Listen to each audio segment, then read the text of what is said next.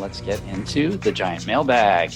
What crazy thing did City do this week? It's time for Mattress Running the Numbers. Ready for the main event? The main event. Frequent Miler on the air starts now. Today's main event, bucket list awards. That's right. What's on the bucket list? Yeah, we're going to talk about the awards that we're most anxious to do. Like, where do we want to go? What are the things where, we could use points to go and we've never done it before. We want to do it. And we're going to probably get you kind of excited about those things too, if you haven't already done them as well. Yeah. Yeah.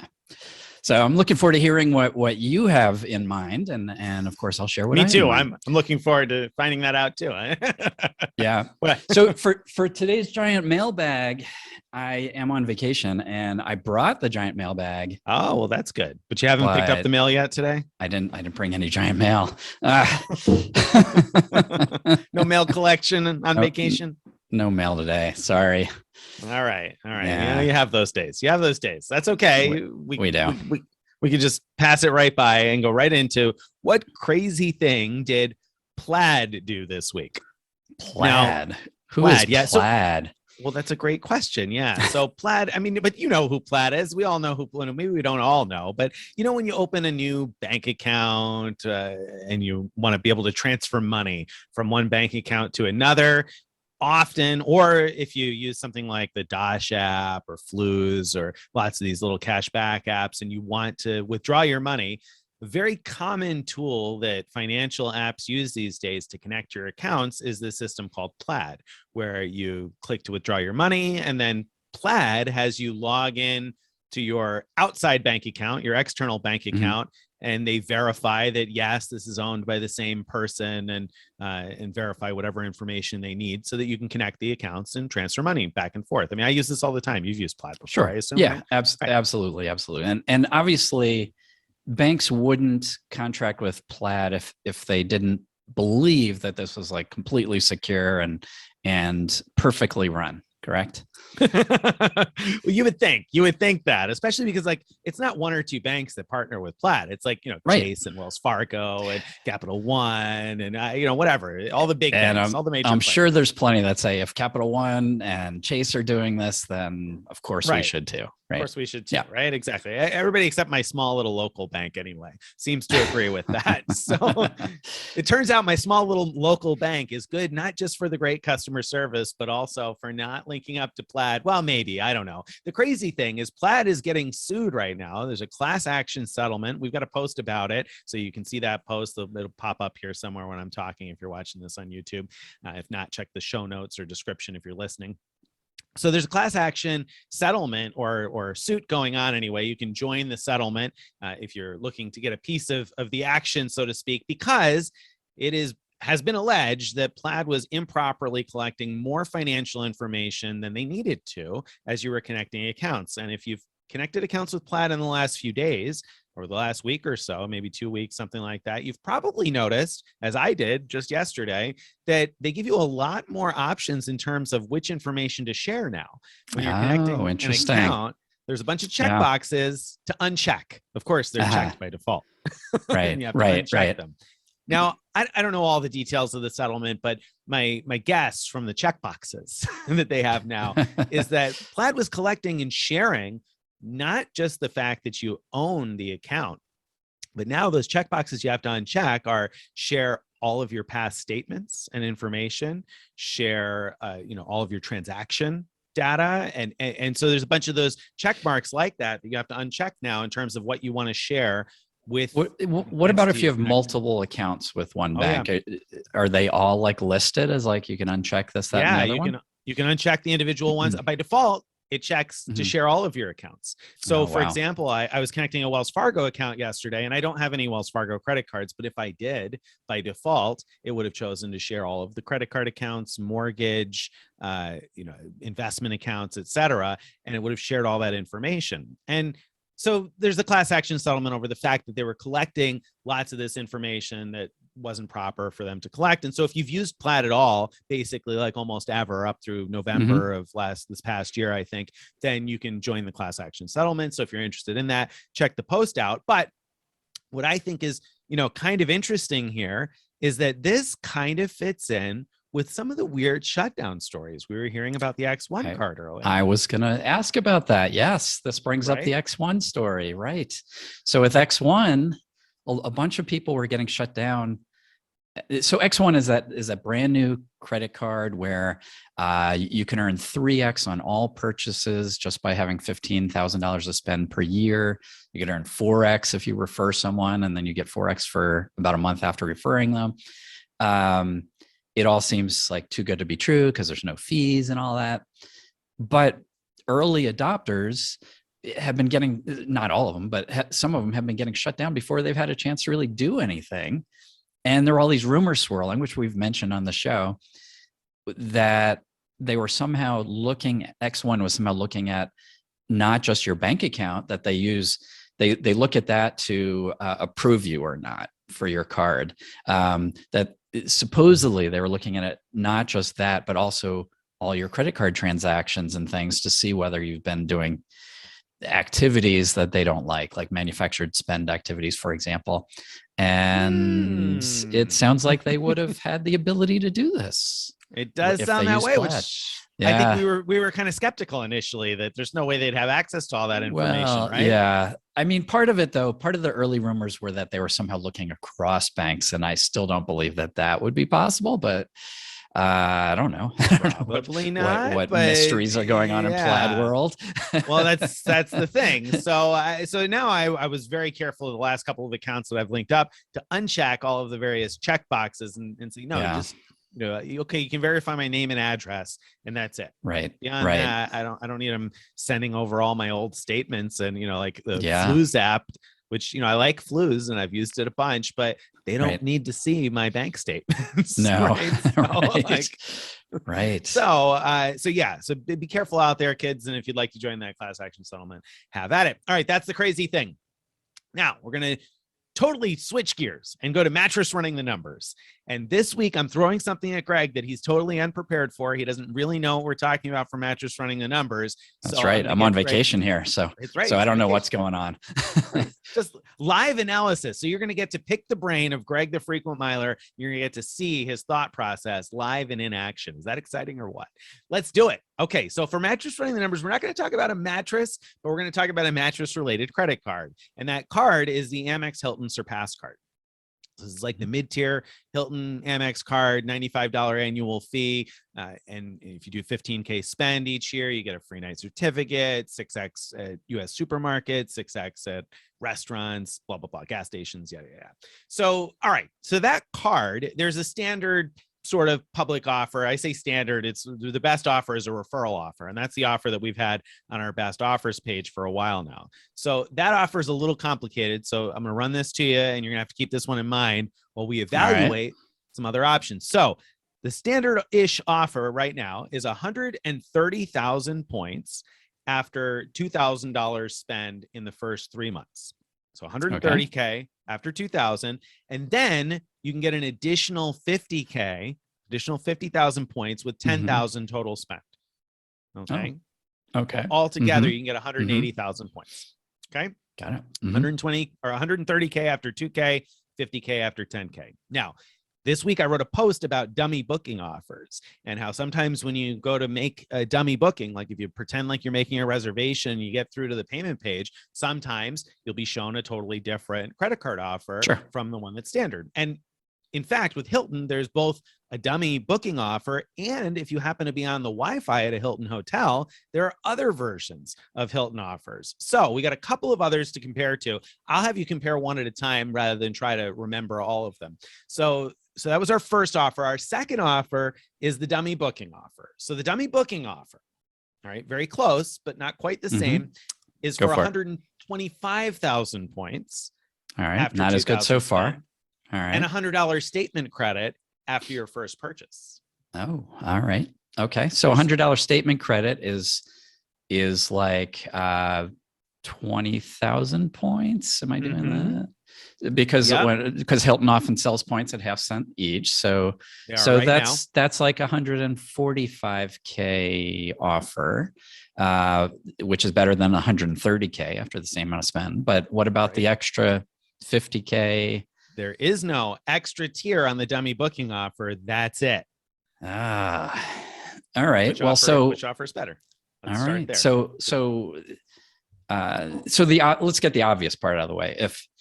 If you just want to stop your spend at 2,000, then the dummy booking offer is better, hands down. That's not even close. Easy, but totally. If you want to spend more, getting the extra. Wow, now I need to do some math here. So if you do the 10K spend with the regular offer or the one we publish, that'll get you a total of what was it, 180,000? So it gives you 50,000 more, 180,000, which is 35. Which is 35,000 more than the point equivalent of the dummy booking offer.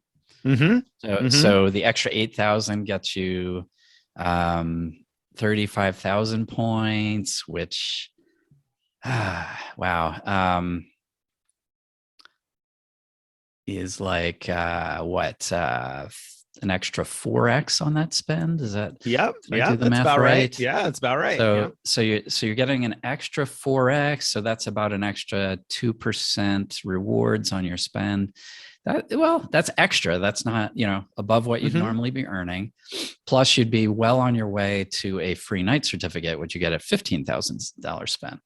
So yeah, I think for most people, for anyone who thinks they're going to be spending 10K, the regular offer is better, with the caveat that if you have plenty of new cards to sign up for, and this is always true with things, you do better with that extra 8K of spend meeting another sign up bonus. So you really have to look at your own thing. Like, are you likely to spend that much anyway with this Hilton card because maybe you're going for that free night? If so, then definitely the regular offer is better. If you're more likely to say, well, I'm just signing up so I get the bonus, and then I'm going to sign up for another one, I'm going to go with the dummy one for that one. Okay. All right. Interesting. Yeah. So there's, and it is like very close, right? I mean, I had to do all the math, and I went through all that math myself, and I was like, that's a tight squeeze there. But I guess if you're going to get the Surpass card, you probably are interested in spending at 6X at grocery stores, at US supermarkets, in order to get your 15K, your free night certificate for 15K spend. So that seemed a little better. All right, then. Yep. Yeah, but you're right. Yeah, it's totally dependent. Okay, two more dummy booking, or not dummy booking offers. Two more offers from the hotel Wi-Fi. So now hotel Wi-Fi, which there are direct links to this, and in fact, you'll find one of these as an alternative offer on our Hilton Surpass page, direct link to it. But you typically see these on the Wi-Fi. So the first one of the two Wi-Fi offers is to get up to $500 in statement credits for purchases charged at Hilton properties in the first 12 months with the Surpass card. So you get the Surpass card, no spending requirement, $500 in statement credits over the first 12 months. Statement credits that are contingent on spending at Hilton? At hotels? Hilton. They have to be Hilton. So you have to charge them at hotels or resorts within the Hilton portfolio in your first 12 months. So you could spend at whatever Hilton property. No, you're out on that with no spending requirement? So I mean, all right. So you spend a lot of time at Hilton's, I guess, and so you get the full thing with no spending requirement. I mean, that's not bad, but the point equivalent of it is 100K. Yeah, I'm not a fan. So I totally agree with you, and I dismissed this out of hand when I was writing about it, but I had forgotten the part where there was no spending requirement actually until I was just talking about it now. And so your first reaction was my first reaction, but right now when I'm thinking about it, I say, okay, so yes, the $500 is like 100,000 point equivalent, right? So that means if you're doing the standard offer, you're spending $2,000 for an extra 25,000 points or 30,000 points. 30,000 for an extra 30,000. Yeah, right? Over what you could get without any spending requirement at all. Right, which isn't huge. Yeah. I mean, yeah. I don't know. I mean, I think it's the difference is the $500 in statement credits has to be used within a year. It's got to be, you can't hold on to it. I mean, it feels to me like something perfect for someone who just want, has that one Hilton vacation planned and, maybe isn't all that into points and trying to maximize value from them. And so just wants to get the $500 with like virtually no work. I mean, from that point of view, that's a good offer. Yeah. There you go. Okay. Finally, the last one, because I want to move this along here, because I didn't like that offer either. But the last one I think is debatable here. So the last one is 2 free weekend nights with $3,000 spent. So it's a little bit more spend than the standard offer, but 2 free weekend nights that can basically be used anywhere in the Hilton portfolio. So you could use them for properties that are 95,000 points per night, like the, Conrad Bora Bora or the Conrad in the Maldives or the Waldorf Astoria in the Maldives. I think 120 or 150,000 points per night. And you can use those 2 free night certificates someplace like that, get a lot more point value out of them. What do you think? With $3,000 spend, you said? $3,000 spent. Yeah. And how long are these certificates good for? A year. A year from issue. They no longer are letting them work every day of the week like they did last year and the year before, right? Right. So, to my knowledge, anyway, at this point, they haven't announced anything about any change there. Right. So yeah. So here's the thing. Just sort of thinking out loud here. The nice thing about this would be if you have, big sort of bucket list plans and you need those weekend nights, maybe you're going to Bora Bora, you're going to the Maldives, you're going, somewhere that has like these really high end Hiltons and there's award availability over the weekend, then you can use these for great value. And so, I think more realistic than spending them for instead of 120,000 points, you'd be 95,000 is a common top value for high-end Hiltons. So you're getting, 190K value under that circumstance, as long as it's not a 5-night stay, because if it's a 5-night stay, you would have paid less because of Hilton's 5th night free. So yeah, I mean, there are situations where this would be a good offer, but that's rare. So I would definitely not, without concrete plans and knowledge of award availability, go for that one over the points. That would be and you can't do that because it's going to take like 8 to 12 weeks after you meet the spend to get the certificates. So you can't know concrete, that you've got award availability and all that. I think this was an appealing because Hilton offer. won't even just remind me. Hilton won't even let you, I think, but tell me if I'm wrong, book with points and then change it to use the certificate after the fact. No, I think they need to have availability in order to be able to use. I think so too. I'm pretty sure. So, people have written in with that before, with having trouble trying to do that, and being surprised. So, in a pre-pandemic world, I thought that this offer was interesting to me because I have the flexibility where I will plan a trip around when the free nights show up at the Conrad Bora Bora or whatever else. Most people don't have that flexibility, but I would have been confident that, okay, within the next year, whenever it is we find the availability, we're just going to plan a trip and go. Now, definitely not anymore, because I have no idea whether I'm going to be able to travel there in the next 12 months, and then also happen to have found availability on the flights and the hotel and all that. There's too many ifs, and nobody knows right now, I think, to go after that. I do have a link to it as an alternative offer, because like Greg said, if you're much more highly confident than I am that you can use them to full value, okay. I mean, if you're already planning a 7-night trip to the Maldives and you've got 5 nights of availability locked up and you're going to be able to get 2 more, I mean, I guess great, go ahead and get these. But yeah, tough for me to value that right now either.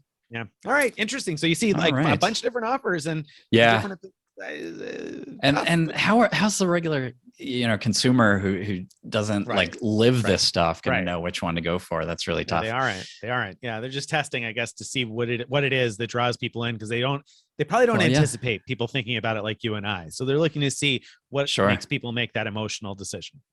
Right. So 2 free nights anywhere in the world sounds super exciting, probably more than points to a number of people, especially a lot of people I think have grown to learn that points are like worthless because, you know, they don't know, you know, how to seek out the sweet spots that are available. And you know, I hear that all the time about with some programs that, you know, I can't ever do anything with my points, or it's, you know, every award's too expensive.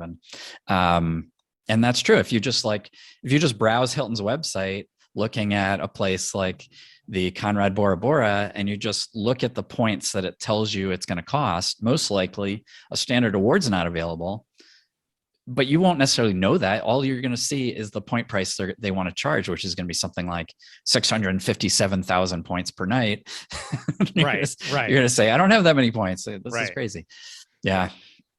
Right. Yeah. So fun times. All right. So a little analysis there of the offers, a little peek behind the curtain at what goes on when we try to decide which offers to display and why and all that. We do put some thought into which one is the best offer.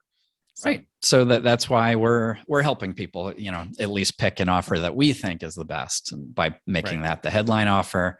And then when we think there's a particularly good alternative offer, we list that in smaller print, but underneath that's alternative offer. And we give usually a link to that or a link to a post that'll detail how to get to that alternate offer.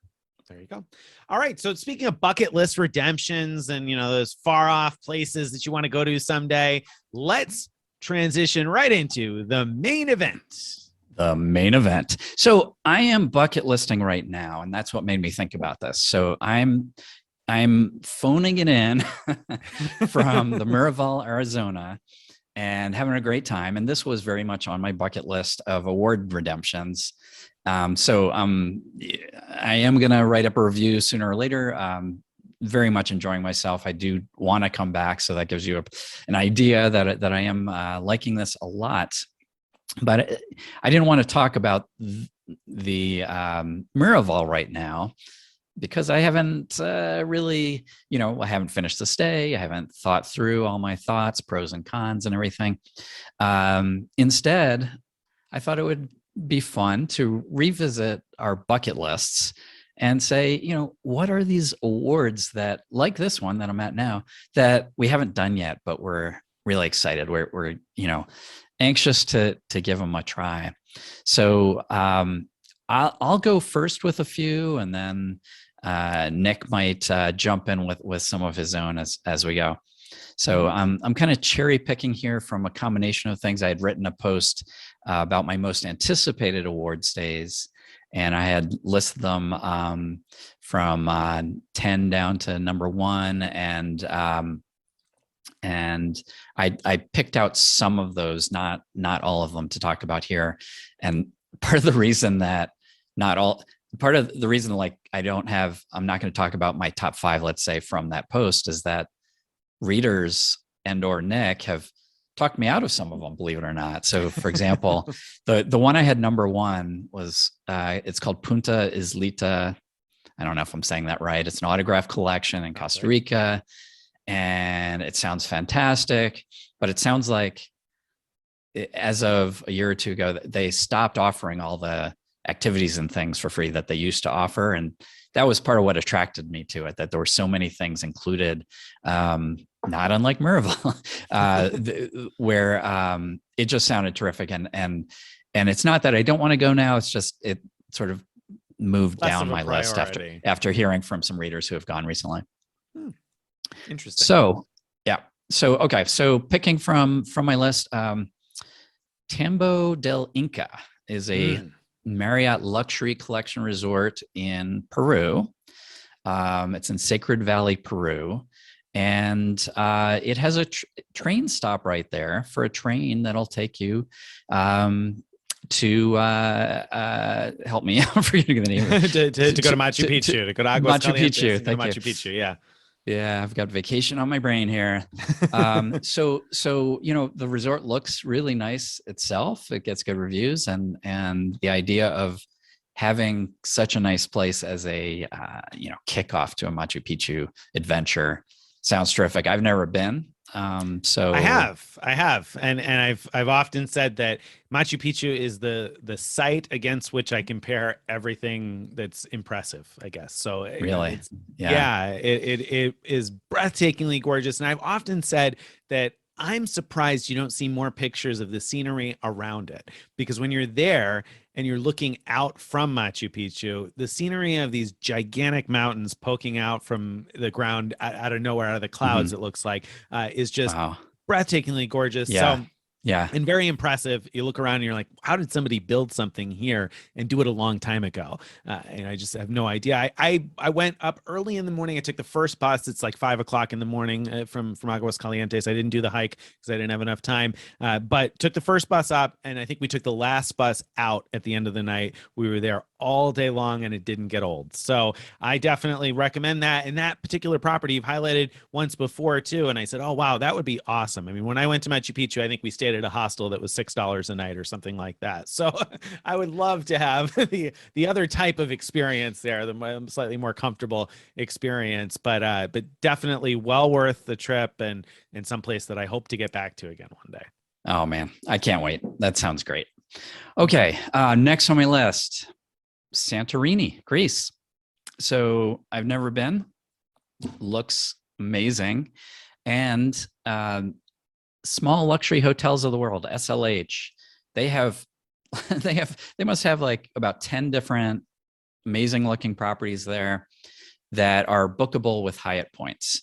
And they top out at 40,000 points per night, which is very high from Hyatt standpoint, but the room rates in the summer, are often like $2,000 a night type of thing. So you're still getting great value for your Hyatt points if you use your Hyatt points to book these. Getting award availability, tough. They don't seem to, SLH doesn't seem to have the same rules as Hyatt of making all of their rooms available to book with points. So you won't necessarily find availability, but this is the type of thing I think it's worth, booking way ahead of time, and keep refreshing and looking for availability until you can book it. So I'm excited about that idea. Now, in my post, I'd written that based on other reviews I'd read that maybe I want to stay away from Wea. Am I saying that right? I think it's more like Ia, but because I think sounds like an E in Greek. I think I could be wrong, but I think it's like Ia. All right. Well, anyway, it's been a while, yeah. the touristy but beautiful section. But Nick wrote a piece saying, no, I'm crazy to avoid that, right? So I think you are too. I understand the hesitation, right? I mean, when you travel a lot, you get used to those kind of tourist trap type places where there's just all sorts of people mobbed there, and you don't want to be in the middle of that anymore after you've done it enough times. And so I totally get that mentality of not wanting to be in the heart of the touristy part. But there are some places in the world that are like that for a good reason, and I feel like that place. Like, that's okay. The sunset there is just, again, breathtakingly gorgeous, and it's something that even though there's crowds of people and you may not like that part of it, it's so pretty that you don't want to miss that. And I can't imagine having the option to have that sunset view and not taking it now. Now, I say that as somebody who stayed in some cheap place like farther away from there because I was doing it on a budget. But if I were able to use points to book it, I would totally want to stay in if I were going to do it again. But whether you do or you don't, totally worthwhile. There's a long hike, and I can't remember the name of the town you start from. It's, I don't know, 8 or 9 miles. It goes along the edge, of the island there. Gorgeous, gorgeous views there too. So totally, I think you should do that. I want you to write about it. I want you to go before I spend 40,000 points per night so I can find out what these places are like. And so I look forward to the time when you get there. I mean, I think what I should do if I can pull it off is stay at least a few nights there, and then a few nights outside of town to get a little more away from there. That would be great. Yeah. Yeah. Yeah. So that'd be fantastic. Okay. So we started off with a Marriott property in Peru. Then we went to a not really a Hyatt property, but a Hyatt bookable property, or properties in Greece. And now I'm back to Marriott with Al Maha, which is another luxury collection resort this one's in Dubai, or in the desert near Dubai, I guess. Right. It's listed as Dubai. So this one is, it's an all-inclusive, I believe. Mhm. And, you know, the base room type is like it looks like a little like luxury, you know, like It's not like a even private little. villa. Looks like a huge luxury villa. Yeah. Yeah. And it just looks incredible. Everything about it looks like super, super high-end luxury. And Yeah, I mean, you have your own little private pool, I think, in these, and it is. yeah, It's like a little. They call these like Bedouin villas that are just. I right, mean, it looks right. out of control. And John and Ben from Nomas Coach just recently went to Omaha, and I saw their pictures on online, and it, I mean, again, it looked incredible. They've stayed before, and I actually was talking with John about it just the other day, and he said it's just absolutely amazing. Or maybe, you know what, I think they've got a trip coming up at some point. And I don't remember. We were talking about Omaha. It doesn't matter. We're talking about Omaha, Yeah. and I took a look at their pictures from their at least last trip there, and it looked fantastic. So Right, I would love to do that too. But the problem is, it's typically super expensive on points, right? Because it's, I mean, that's a category 8. That's top of the It's line. a category 8, so it's typically going to be 100,000 points per night, and when it's peak priced, I don't know how often it's standard priced at what, 70,000 or no, or 85,000. Sorry, 70 is the off peak. I don't either. So I don't know. John told me basically it's always 100K, except he said that, and then I pulled up the app and I looked at September, and the first 5 nights I tried were available at 85. So I love it. Which I sent him the screenshot as soon as I looked it up. I was like, the first 5 night stay I tried. And he said, well, yeah, I mean, that's the off season. And he's right. September is the off season. But you know, if you want to go and not spend as many points, there's your tip. Like September is, you know, we went in September, right? And it was hot in Dubai, and but we still enjoyed ourselves. I would do that again. So would I. That again for sure. So would I. So there you go. There's your tip on Omaha. So moving on then, Dubai is a nice stepping off point if you want to go to the Maldives. There's a sub 4-hour flight on Emirates to get to the Maldives from Dubai, and once there, I'm really excited to try out the Six Senses Lamu Resort, which is bookable with IHG points. So IHG bought Six Senses a few years back and have finally integrated them enough that a lot of the Six Senses luxury properties are bookable with points. And this one, they're kind of all over the map as far as how they price them with IHG points. Like, so some that are not as expensive as others cost like multiple hundreds of thousands of points per night. This one is, at least so far, has been fixed at 100,000 points per night, which may sound like a lot, but for what you're getting, you know, again, this is one of those, $2,000 a night type of properties. And if you have a IHG card, the Traveler or the Premier, you get the 4th night free on awards. So you get 4 nights for 300,000 points. Pretty good deal. I also happen to have the old, what is it called? The Select card that gives you a 10% rebate on awards. So for 300,000 points, I can book 4 nights and they'll get 30,000 points back. So I actually have this booked. It's unclear though whether we'll be able to keep this reservation, but recent reviews I've read are amazing. Like, people just absolutely love it.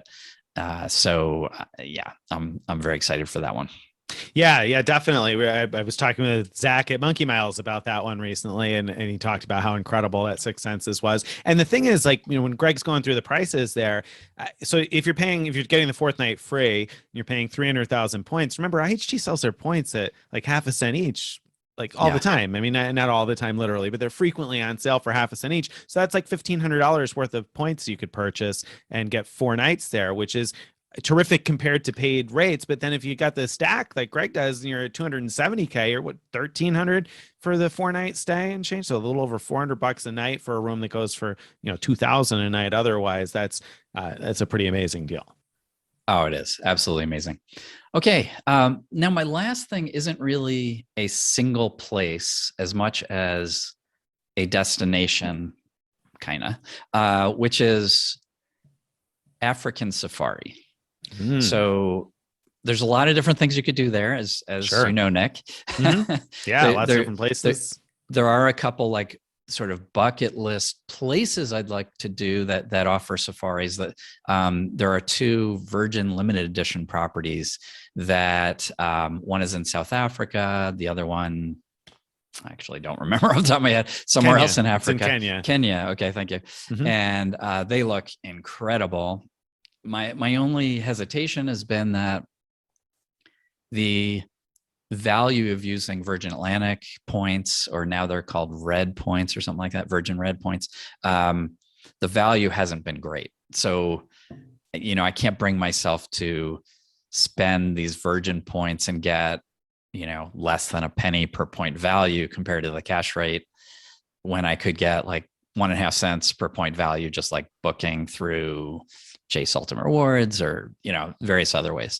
So, Right. So that stopped me. Then on the extreme other end is the Marriott properties that are available. Do you want to talk about that? Well, yeah. So, I mean, I've written in the past. So, first of all, I would say that there are a lot of different places to go on safari. So that's something you have to consider in terms of what you want to see and what time of year. There's a lot of different variables. I've been to Kruger National Park twice now, and I would go to Kruger National Park in a heartbeat tomorrow if I could. I loved it. I would also be really interested in checking out some other parts of Africa for safaris too. So it kind of depends on what you want to begin with. But what I've written about terrific value is the Protea Kruger Gate. So Protea is an South African chain that is owned by Marriott. So you can use your Marriott Bonvoy points to book an award stay. And that Protea at Kruger Gate is like a category 2 now. So what is that? 10, 12,000 points per night? 12,000, I think. 12,000. Yeah. So 12 Mhm. standard, 10 off peak, I think, and 15 peak or something maybe. If I'm making that up, so I could be off on that. Somewhere in that range. Somewhere in that range. So 12,000 standard anyway. When I stayed, it was even less because it was a category 1. But anyway, 12,000 points per night. That Protea Hotel Kruger Gate is literally, I'm not making it up. I'm not just like trying to make it sound good. It's literally about 100 yards from the gate to Kruger National Park. So, I mean, you can see the park from the hotel, and so being able to drive right into the park in the morning and see the wildlife there is pretty terrific, especially when you're using so few points each night. If you're getting the 5th night free, or and you're able to get your Marriott points easily and cheaply, that's a great deal to me. And it's located in a part of the park that is particularly good if you want to see a lot of different types of wildlife. So Kruger National Park is huge, and you could spend 2 weeks there probably and not see the whole thing. So it's very, very big, and you can't drive at full speed, obviously, because there's animals that could be crossing at any point. So it takes a long time to cross the park. So you're not going to see all parts of the park. You're going to have to kind of pick and choose where you want to stay and what parts you want to see. But that Protea Kruger Gate is perfect because you drive into the park there, and that's kind of like sort of like the headquarters-y part of the park where most people kind of enter. And so you come in through there, and from there across to a rest camp called Lower Sabi, you can basically see all of the big 5, and you're going to see lots and lots of other wildlife too. So it's an awesome spot to base at. Now, the other thing I often have talked about though is that you can rent cabins inside the national park. So they have these rest camps, they call them, that are fenced in.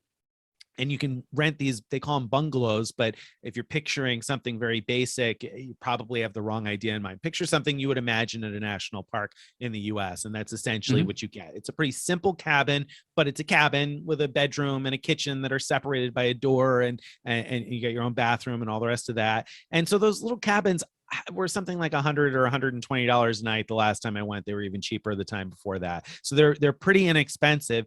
And the nice thing about that is then you're right in the middle of the park, and the gates to those open earlier. And the earlier you get out in the morning, the better chance of seeing lions, big cats, things like that, because they've done hunting and eating whatever it is they found before they go off and go to sleep somewhere. So so that's an awesome experience too. So I would split it if you're going to do that. If that's a bucket list type of redemption for you. I always thought that I would have to stay at one of those luxury safari lodges that were really expensive, that I'm sure are awesome.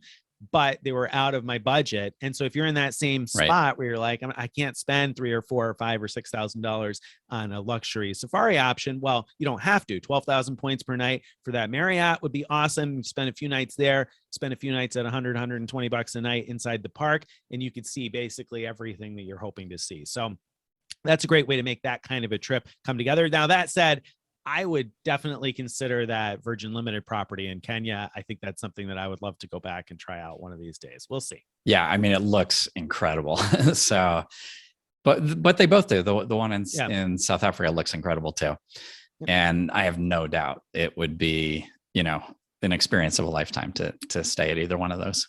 Agreed. I mean, because Greg has his experience at Necker Island, and then he and I were at Mosquito Island not that long ago, which has also Virgin Limited staff. So I just from your experience, the way you've described it at Necker Island and mine with you at Mosquito, I can imagine that it's probably a great experience.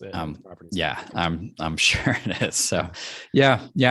All right. So how about you? Are there any bucket list things? There are. So now that I'm like an American Airlines mileage millionaire, and there are a few of us out there, I'm definitely interested in putting some of my American Airlines miles to use. And one of the things is not a destination, but rather a type of transportation. I would love to take Etihad Apartments if and when they come back, and word on the street is that they are coming back, at least for a while. So I am particularly interested in crossing my fingers and hoping that that's something that comes back long term, because I think we had kind of lost all hope on Etihad Apartments. Yeah. It's looking like there's a good chance anyway. Yeah. So that absolutely totally deserves your a slot on your bucket list. 100%. For sure. And you know, there are a number of different ways to book that. Obviously, you could book it using American miles going from the US to Abu Dhabi or beyond, if you're going to use American miles, depending on where you want to go. But, you know, another route that people often forget is the one that you flew. You flew, what was it, Abu Dhabi to... I flew from the Seychelles to London through Abu Dhabi. So the first leg to Abu Dhabi was not apartments. They didn't even have first class. It was business class, and then apartments from Abu Dhabi to London. And I mean, I think from what I remember reading about them coming back, I don't think it's very likely there's going to be a flight to the US featuring the apartments, but flights like to London or to, you know, Frankfurt or Zurich, those might be the type of things to look for. Right. And that was an option that had always been on my mind, because it's a pretty reasonable number of points to do that. If they fly any routes to Asia with the apartments, then that's something I'm going to take a close look at and have a lot of interest in, because there's a great sweet spot on the American Airlines award chart, and that's from the Middle East region to Asia 1, which is Japan and Korea. Is just 50,000 miles one way in first class. So it used to be 45, now it's 50,000. So for instance, if you're in Europe, you could probably get a pretty cheap flight to Cairo and then fly from there all the way to Tokyo, for instance, for 50,000 miles one way. So that's a pretty terrific value. Now, you're not going to get apartments on the way to Abu Dhabi, but from Abu Dhabi to Tokyo, for instance, perhaps if they start running these routes again, maybe one day that will get the apartments again. And that would be something that I would look to do. I say apartments again. I don't know as though they ever did have the apartments. So I guess we'd be hoping for that. But also Asia 2 was reasonably priced. I can't remember the exact cost on that, but that would be something I'd look to do. I think there'd be a lot of fun to do that. I've also never taken a trip like that with anyone from my side of the family. So we've taken some of my wife's family to Hawaii flying flatbeds, but my side of the family, I haven't yet gotten a chance to go on a trip with like one of my parents or my sisters. So I think that one of the bucket list things for me is going to be making a trip like that happen with family. My family's not particularly interested in points and miles, but one of these days I'd like to get one of them on one of these luxury flights so that they can see what it's like. I mean, you've taken trips with your mother before, right? Yeah. I mean, we've never done that kind of That kind luxury of together. luxury. So I've done business class flights. I mean, Yeah, that's a pretty nice luxury for somebody who doesn't it do it is. often anyway, I suppose. And my parents would fit in that category of people that don't do that. So that would be, Right, right, right. a fun bucket list trip. The other thing for me in terms of redeeming miles that I have my fingers crossed on here is the chance to use Alaska miles at good value before they inevitably devalue with a Oh, one-world yeah. award chart at some point, particularly so for first class in Japan Airlines, because I've never flown Japan Airlines first class, and 70,000 miles one way from the US to like most of Asia, I think 70,000 miles one way with Alaska miles to book Japan Airlines just seems like such an incredible value. So that's another one I would like to be able to take advantage of. And then that's not an American Airlines one. I said I was gonna focus on American Airlines. You can of course also use American Airlines miles. I think it's like 110,000 one way then. So it's a few more miles that way. So that's something else in mind. And then finally, the last one that I'm going to talk about. And again, I know Greg talked about hotels and I'm talking about flights. I say lastly, there's one and a half more. One that popped into mind today, because I got an email today as we record this, I got an email from Straight to the Points from Spencer Howard at Straight to the Points' award alert availability newsletter about availability for 3 passengers flying on Royal Air Maroc to Europe or the Middle East or Africa. And specifically, I'm pointing that one out because the dates on some of that availability lined up nicely with the tentative cruises that I have planned in Europe that I have no idea whether I'm going to be able to take. But they do fly to London, and one of my cruises is out of London. And availability for 3 was perfect for me because we'll have a lap infant still for that trip. So I was particularly interested when I got that award alert availability email. I said, ooh, that's interesting. And American has free cancellations. So I may have to see if I can lock up some seats on Royal Air Maroc because I've never flown them before. And so I think that would be kind of an interesting way to get to Europe. So So you would presumably then be flying from New New York. York or New York Yeah, area to probably. Cairo and then to No, London. Royal Air Maroc. Royal Air Maroc flies to Casablanca. So I'd fly to Casablanca Oh, or sorry, Morocco. sorry. So Yeah. still, Yes, I would be. instead of just flying direct to London. Yeah, you see, I don't value nonstops as much as Greg does because I'm just not used to flying nonstop. So I don't, and maybe I'm wrong on that, and maybe I'll find out Man, I very don't get quickly. it. Traveling with 2 kids, I don't want to fly something.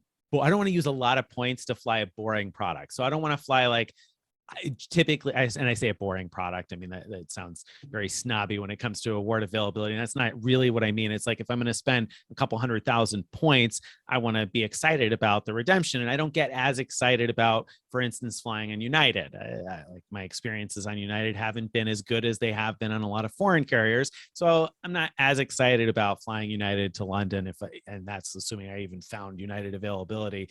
If I could get Delta, okay. I mean, if I could find the seats, that'd be great. But I'm not going to spend like $1 million Delta Sky Miles either. I mean, and the other problem here is that now I need at least 3 seats, and not that long. I'm going to need 4 seats. And you tell me Right. what nonstop to London am I going to get with 4 seats, Greg? Yeah, it could be. It Or could be even pretty 3. tough. Or It could even be 3. tough. Yeah. Well, you could use your Delta Diamond global suite upgrades. So just book Right. economy. Right.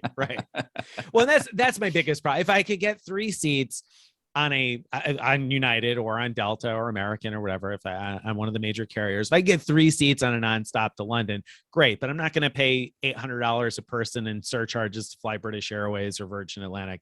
I'll connect in Casablanca and be okay. Gotcha. So there's that. All right. And then finally, the travel sort of bucket list thing for me is I really want to get to Argentina. I've never been. And so I don't even have a hotel or a flight in mind. It's just a place that I want to get to. I really want to visit Argentina one of these days. It's been something I've been itching to do for more than a decade. So that is a place that will be on my mind. And eventually, someday, I look forward to writing the award booking adventures post on how I'm going to get to Argentina. It's one of those things. All right. Now, real quick, an award that you have done that deserves to be on other people's bucket list. Just pick one. Okay. I'm going to say, give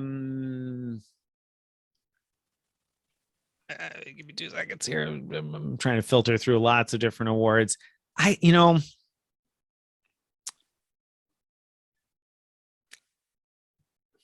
Every time I try to answer this, I'm coming up with a new answer in my mind. I think the thing that if you're going to make a bucket list and you're using miles and points, I feel like flying Emirates first class is one of those things you have to do once. So wherever it's going to be, I think flying Emirates first class one time. The reason I say that, it's not necessarily the world's best first class product, whether it's from in terms of the seat or the food or the service necessarily. It can be great in all of those areas, but not necessarily the best. But I think it gives you the giddy feeling when you get in there of, wow, I got something way beyond what I imagined I was going to do. I think the glitz and the glamour and the gold plated everything is kind of that, it gives you that giddy sort of a feeling like, wow, this is over the top. This is too much, but it's also a lot of fun. So I feel like that's something that should be on the bucket list, because if you're going to collect these miles and points to do these outlandish things, that is like the hallmark outlandish thing, I think. And I know it's cliche because lots of people would pick that, but I did sit there and filter through in my mind a lot of different redemptions. And I said to myself, if I knew somebody who was going to splurge one time to try something, that would be the thing. And I think that what's also fun about that is it then makes you want to find other things like that. And so, it pushes you to continue playing the game, I think. So Yeah. There's my answer. All right. I'm going to make it a bit easier for people, which is I'm going to pick one that's in the US, the Alila Ventana Big Sur. That's a great one. I just love that property. Albeit I stayed before the pandemic hit, so I don't really know what it's like firsthand yet. During the pandemic, since they've moved to all inclusive, but it's the area Big Sur is absolutely stunning, and the hotel is just exudes luxury and comfort in so many ways. I just really love it. Get yourself some Hyatt points and book it. Don't bring your kids though. It's an adult only property, unfortunately, but do bring your dog. They love dogs there. There you go. More peaceful than my kids. That's for sure. You can almost guarantee your dog is probably more peaceful. So I get it. Very good. Very good. Right. All right. So that brings me, I think, to this week's post roast, except we're not going to roast because Greg has been on vacation. Right. So I'm not going to roast him. And he's loved everything I've written this week, I'm sure. So he's not going to roast me. Sure have loved everything I read. Everything he's read. Right. But you can read it between the lines there. So this week's question of the week is not a question, but rather a statement. And I'm interested in your reaction to the statement. So I had shared a post I wrote this week in Frequent Miler Insiders. It was the post I wrote about booking via the Capital One travel portal. And what I wrote was that the Capital One travel portal was better than I expected because hotel cancellation policies were really good. They were typically like 2 days before check-in, and the prices were more like advanced purchase type prices. So I was pretty surprised. They weren't necessarily going to beat which you can get anywhere else. You might be able to get a similar price elsewhere, but getting a similar price and a similar cancellation policy together wasn't always necessarily possible. So I was really impressed overall, and you can read more about that in the post that I'll link in the description here. But in our Frequent Miler Insiders group, a reader said, "What am I missing? I made my first attempts to use the Capital One travel portal last night. I looked up car rental in Frankfurt, 0 results. I looked up hotels in London, only about a dozen options, almost all Western chains, no filters for free cancellation, etc. Would love if you could add some more examples. I've started to worry I won't be able to use these points." What do you think about that, Greg? Well, I mean, use the point. You don't have to. That's the part I was looking for you to react to. You don't have to book through the portal to use your Capital One points at all. In fact, that's not even not even a good way necessarily to use them. Well, right. But I think it's worth addressing because I doubt that this one reader is the only person who would look at it that way. I think it's natural. I think Chase has trained people that when you're looking to use your points, you go to the travel portal and you look to book something, right? So and they like that because they get some money from those bookings. Right. And my initial reaction was the same. Like, what are you doing looking through the Capital One travel portal to use your points? That doesn't make any sense. But then I thought to myself, well, of course it makes sense because that's what you do with your points, right? You go to the credit card travel portal and you book travel, except you don't with Capital One, but you only kind of touched on the surface. Why not? Yeah. Well, because you can use your points to race any travel. So if you're happy with that regular 1 cent per point value, or you're sort of getting 2 cents per dollar spent value because the card gives you 2 points per dollar, then just book travel directly with providers or with whatever way is the best, gives you the best value. I like to, as often as possible, book directly with providers, because when things go wrong, it's much easier to deal with them than with portals. And so, once you book that and you pay for it, you could just go into your Capital One account and use your points to erase those purchases. And so just do that if you want to use it straight up.